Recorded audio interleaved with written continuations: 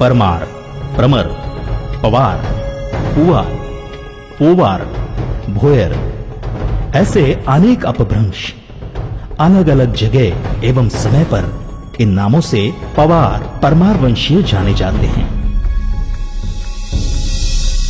परमार क्षत्रियों के कुल 36 राजघरानों में सबसे प्राचीन एवं प्रसिद्ध हुए हैं। इतिहासकारों के अनुसार आज से करीब 2500 साल पहले ऋषि वशिष्ठ ने माउंट आबू पर यज्ञ का आयोजन किया था। संजीवनी मंत्र का अखंड जाप किया। उन्हीं कुंड की ज्वालाओं से 4 क्षत्रिय वंशों की उत्पत्ति हुई, जो परमार, चौहान, परिहार एवं सोलंकी थे। परमार कुल को आंचलगढ़ किला सौंपा गया था। प्राचीन काल के राजपूताना ने परमार के 9 किलों पर राज करने का इतिहासकारों ने वर्णन किया है, जिसमें आबू नंदोर, उमरकोट, अरोर, लोदोरवा आदि का उल्लेख है। इस कड़ी में उज्जैन के राजा विक्रमादित्य का नाम अग्रणी है। इस महान राजा विक्रमादित्य ने विक्रम संवत नामक काल गणना शुरू की थी, जो आज भी उपयोग में लाते हैं।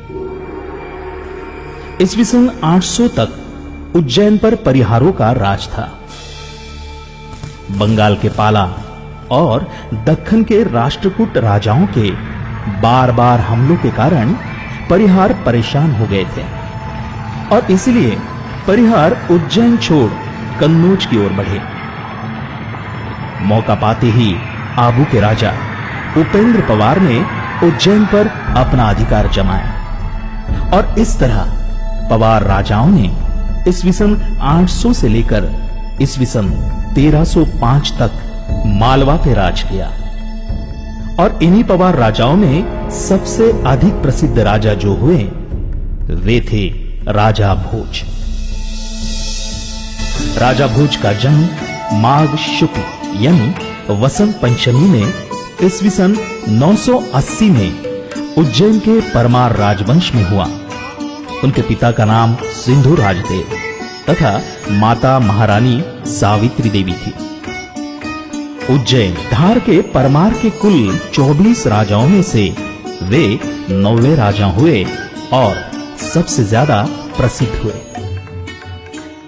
राजा भोज का राजकाल ईस्वी सन 1000 से ईस्वी सन 1055 तक रहा। उन्होंने अपनी राजधानी उज्जैन से धार में स्थानांतरित की थी। मालवा चक्रवर्ती राजा भोज मध्ययुगीन भारत के इतिहास में श्री राम, श्री कृष्ण, सम्राट अशोक तथा विक्रमादित्य के समान महाप्रतापी शूरवीर, कुशल शासक, कवि, ज्ञानी, विद्वान, धार्मिक, सदाचारी, विद्वानों के आश्रयदाता, दानी, त्यागी, ज्ञान, विज्ञान, कला, साहित्य, संस्कृति के पुरस्कर्ता, लोक सुख समृद्धि हेतु सदैव कार्यरत, सुरक्षा दक्ष, प्रजा के अगाध लोकप्रिय और अद्वितीय आदर्श चक्रवर्ती राजा हुए। राजा भोज महान व्यक्तित्व थे। वे कई पदवियों से विभूषित थे। महाधिराज परमेश्वर, परम भट्टारक, मालव मंडन, सार्वभौम आदि अनेक उपाधियों से अलंकृत किया गया था। उनका राज उत्तर में हिमालय कश्मीर से लेकर दक्षिण में मलय यानी केरल तक एवं पूर्व में बंगाल से पश्चिमी गुजरात तक था। राजा भोज सभी प्रकार के शास्त्रों में तथा शस्त्रों में निपुण थे।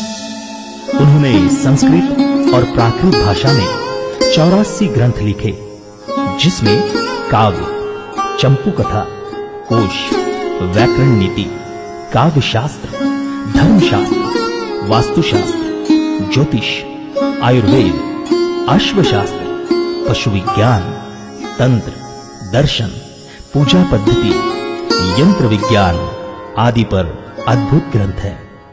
वे भोजपुरी भाषा के जनक थे।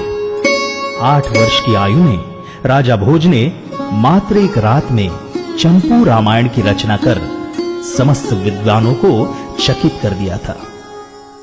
वे भारत के पहले ऐसे राजा हुए जिन्होंने भारतीय समाज को संगठित कर बाहरी हमलों का सामना किया। राजा भोज परम शिव भक्त थे। वे हिंदू धर्म के संरक्षक थे। उन्होंने सोमनाथ, केदारनाथ, रामेश्वर, भोजपुर, समिधेश्वर आदि मंदिरों का नवनिर्माण कर धर्मपीठों को सशक्त बनाया।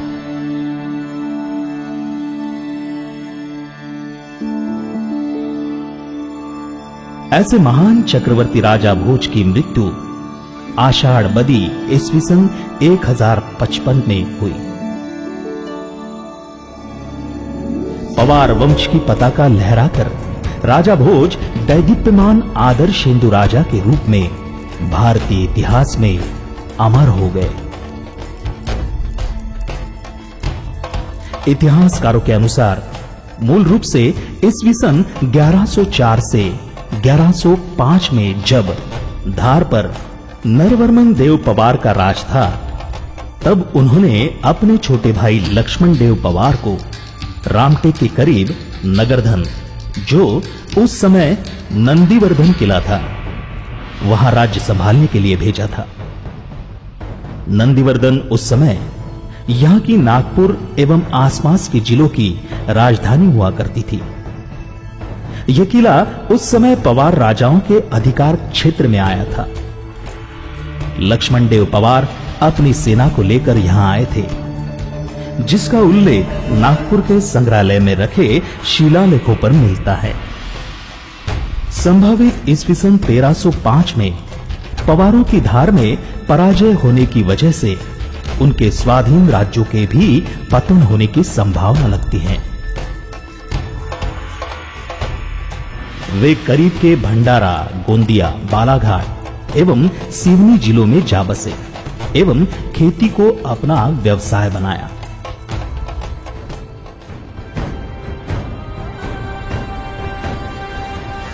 ईस्वी सन 1296 में अलाउद्दीन खिलजी दिल्ली का सुल्तान बना।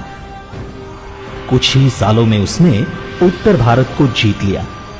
वो आक्रामक और युद्ध पसंद इंसान था। वह मुस्लिम सल्तनत को पूरे भारत में फैलाना चाहता था। उस समय धार के परमार वंशीय राजा महलत देव को यह मंजूर नहीं था। उन्होंने युद्ध के लिए 1,10,000 सैनिक जमा किए और हरनंदा कोका प्रधान को अपना सेनापति नियुक्त किया। ईस्वी सन 1305 में अलाउद्दीन खिलजी ने अपने सेनापति एन उल मुल्क मुल्तानी को 1,60,000 सैनिकों के साथ धार पर हमला करने के लिए भेजा। सेनापति एन उल मुल्क ने रात के समय घात लगाकर हमला बोल दिया। राजा महलत देव एवं सेनापति हरनंदा कोका प्रधान दोनों ही वीर गति को प्राप्त हुए। पवारों ने अपने कुल और धन की रक्षा की खातिर नर्मदा घाटी की ओर कदम बढ़ाया। इन्हीं पवार सैनिक एवं सरदारों ने आगे चलकर खेती को अपना व्यवसाय बनाया और छिंदवाड़ा, बैतूल, वर्धा एवं नागपुर जिलों में जा बसे।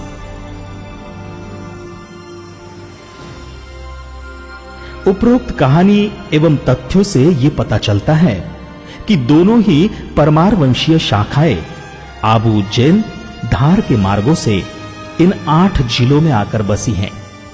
हमारे प्रेरणा स्रोत और आदर्श चक्रवर्ती राजा भोज ने भारत समाज को एकजुट कर धर्म रक्षा की और देश को सशक्त बनाया। राजा भोज की जीवनी, कार्य, विधि, साहित्य संपदा तथा आदर्शों को जन जन तक पहुंचाने का पुनीत कार्य करते हुए हम भोजवंशी होने का गर्व महसूस करते हैं।